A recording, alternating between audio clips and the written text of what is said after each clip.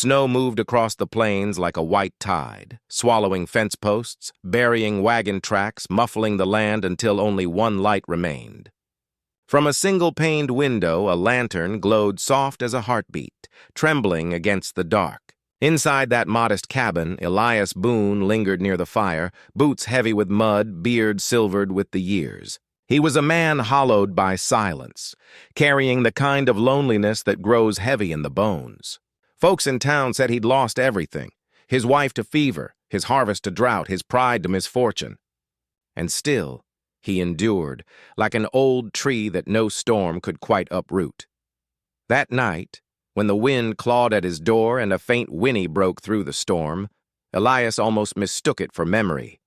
But there they were, 3 foals trembling in the snow, abandoned at the edge of his fields. Their coats slick with ice, their eyes wide with the terror of creatures too young to understand why the world had turned so cruel. Elias didn't hesitate.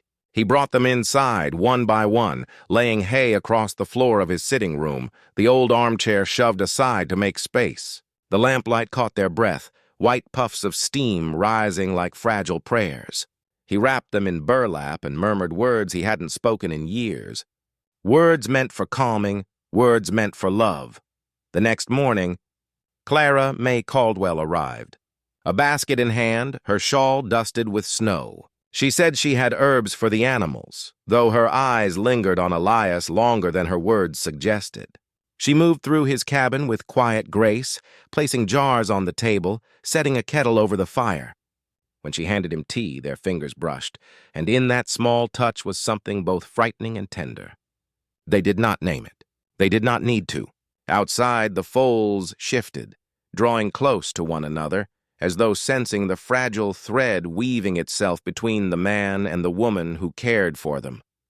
But the town had its eyes. Ruthie and Samuel Pike, ever hungry for talk, stood at the general store and whispered about Elias Boone. "Bringing wild animals into his house," Ruthie said, shaking her head. "He's gone soft in the mind," Samuel smirked, adding, "or maybe too lonely to know better."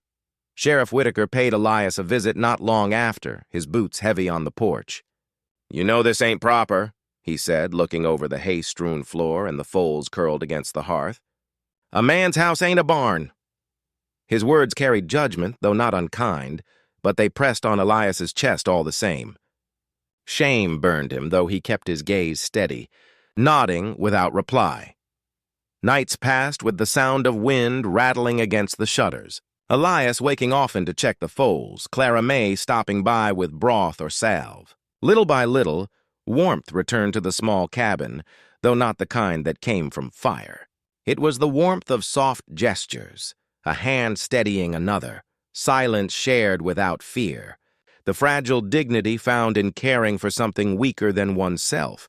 Then, one night, when the storm beat hardest against the world, a thunderous knock shook the barn door. Elias rose, lantern in hand, the foals stirring with alarm.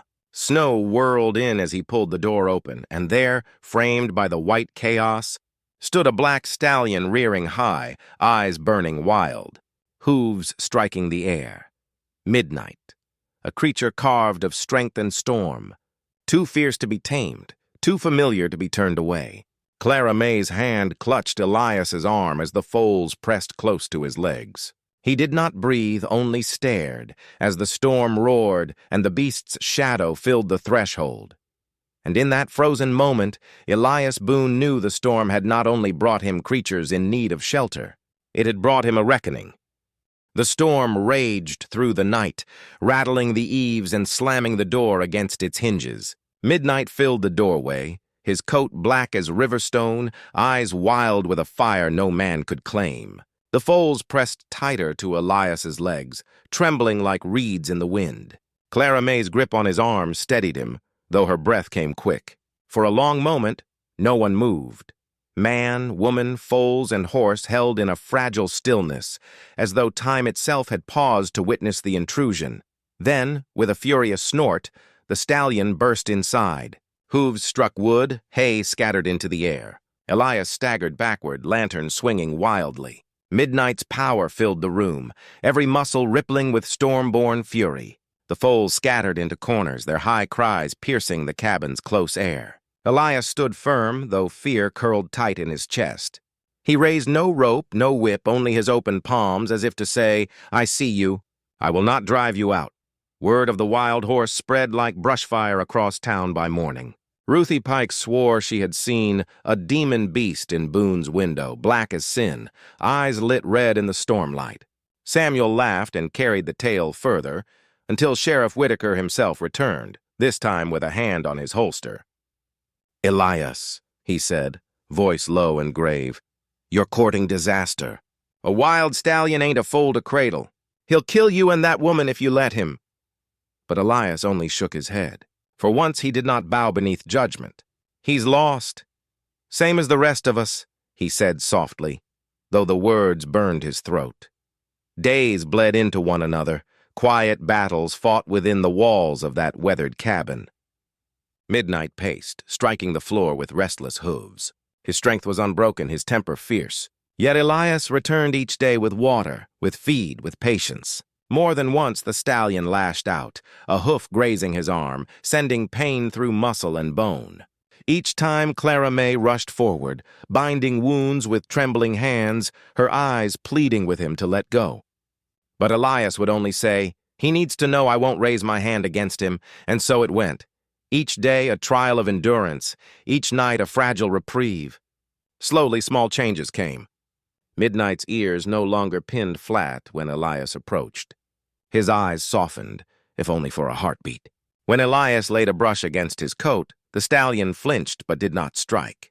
Clara May watched from the shadows, her own heart caught in the slow, painful rhythm of transformation. Her fingers brushed Elias's once as she passed him the oats, and he felt the warmth travel through his entire being. No words were spoken, for none were needed. Something was growing there, steady as roots beneath the snow. But storms never linger without purpose. One night, as the wind shrieked like a banshee across the land, midnight broke loose. The foals cried out, kicking against the walls. Clara May called Elias's name, fear sharp in her throat. The stallion reared high, striking the rafters, hay and splinters raining down. This was the moment Elias had dreaded, the moment when all patience, all hope might shatter into ruin. He stood before the beast, chest rising with slow, deliberate breaths. "No rope, no bridle!" Only his voice, low and steady like a river smoothing stone. "Easy, boy," Elias murmured, though his knees shook. Midnight's nostrils flared, hot breath striking the cold air. One wrong move, one flinch, and it would all be over. But Elias did not move. He did not yield. Shame, loneliness, rejection, all the weights he had carried fell away in that stillness. At last the stallion's wild eyes softened. His great body shuddered, muscles trembling with exhaustion, and slowly, so slowly, he lowered his head. Elias reached out, hand trembling, and laid his palm against the dark, damp coat. Midnight did not pull away. The room held its breath. Clara May's tears glimmered in the lamplight as she pressed her hands to her mouth, watching man and beast find each other in the fragile hush of surrender. Elias stroked the stallion's mane, whispering words that were less command than confession. And in that moment, it was not the horse that was tamed. It was the brokenness inside Elias that finally bent and healed. When the storm cleared, the town gathered near his land, curiosity pulling them like moths to flame. They came expecting to see ruin, to confirm their gossip with their own eyes. But what they saw silenced even Ruthie Pike's sharp tongue. Midnight, the wild terror of the storm, followed Elias calmly across the yard, his black coat gleaming in the morning light. The foals trotted close behind, Clara May at his side. Not a word was spoken as Elias passed, but heads bowed and whispers shifted into awe. Sheriff Whitaker tipped his hat, eyes narrowed, but not in judgment this time, in respect. Elias did not smile, but dignity clung to him like a cloak. Clara May's hand brushed into his, their fingers weaving together, silent and sure. The world did not roar its approval. It simply softened, granting him a place among it once more.